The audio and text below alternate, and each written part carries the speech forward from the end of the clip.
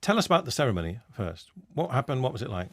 It was the most incredibly intense experience. We were surrounded by 200 of our nearest and dearest. We both come from large families, so we were able to fill that number quite quickly.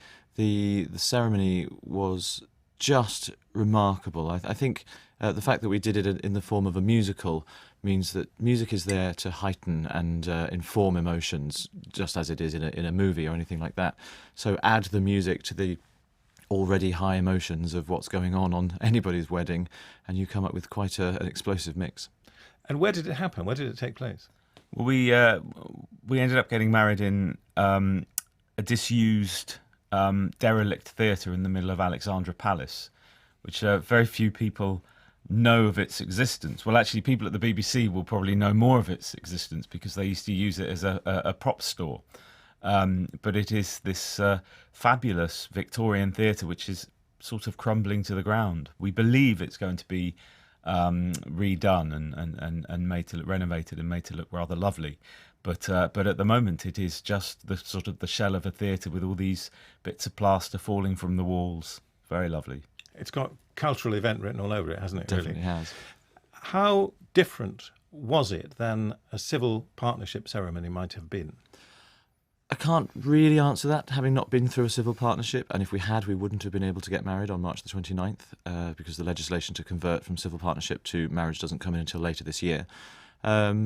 I can only speak for myself. I've always been a massive supporter of the civil partnership. I think it was a hugely important and necessary first step to bringing in full equality. But after so many years of realising that the world didn't end because gay people were allowed to have legal partnerships, I think it's about time that full equality was recognised.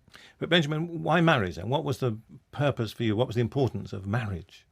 I just feel that actually what happened to us on the 29th of March was that we were able to put the final full stop on the law that I felt very strongly on that day, and it was bailed out by the fact that we were surrounded and within the audience there were so many people who have fought the fight before us. People like Peter Tatchell. And we had Shannon and Grania, who were the first couple to have a civil partnership in 2005. They were guests at our wedding as well, which was incredibly emotional for us. So it felt like that we were part of a sort of a line of people who've all done their bit, I suppose, for gay rights. And I think that felt very, very special. But for us, they'd done the difficult work. All we got to do was to come in as poster boys and just put the little full stop on the end. You say a full stop, but I feel very much that March the 29th is the beginning of a healing process. No longer will young gay people in this country and in Wales grow up feeling like second-class citizens. The law has changed. You're on the World Service. A lot of our listeners are in Africa. They really don't, a lot of them don't understand this. Okay, we've also spoken to gay people who are African and certainly understand it. But try to explain why this isn't the end of the world. It isn't destroying society. We won't be overcome by floods and pestilence. People are deeply worried in parts of Africa that this is a complete collapse of human values. Well, I mean, I feel like I ought to say first of all that we feel very strongly that obviously there are some people with very strong religious views, and we know that there are issues that this might throw up. Although I have to say that one of the most positive things to come from our ceremony was that we were graced with the presence of a vicar, the vicar of the Swiss Church in London, who came very proudly in her dog collar to say, this is something I believe that God would support. And of course, the Archbishop of Canterbury this week has also said that the Church should be supporting same-sex unions.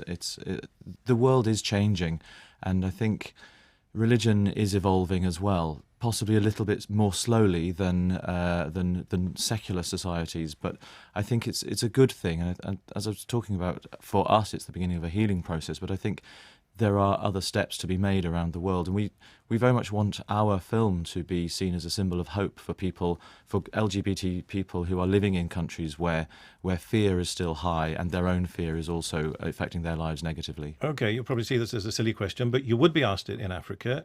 It's just a lifestyle choice, isn't it? Not to us. Religion is a lifestyle choice. Homosexuality is something that you can't do anything about. Now, you made it a celebration. You made it a celebration by singing. Give us give us a bit. Well, we've tried to tell the broader story in our film and in our the story of our wedding, and a lot of people have quite negative views of what musical theatre can be. Ben and I both work in the musical theatre film field and are both passionate about it as an art form. So it felt like to us like the most logical thing to do. So we wrote a song together, which is kind of sums up exactly what we feel about what March the 29th was about, and the song is called Love Conquers All. Just know it gets better in the end, and love conquers all, much more than we'll ever comprehend.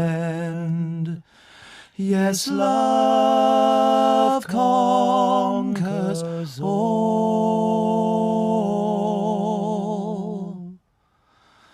and love conquers all.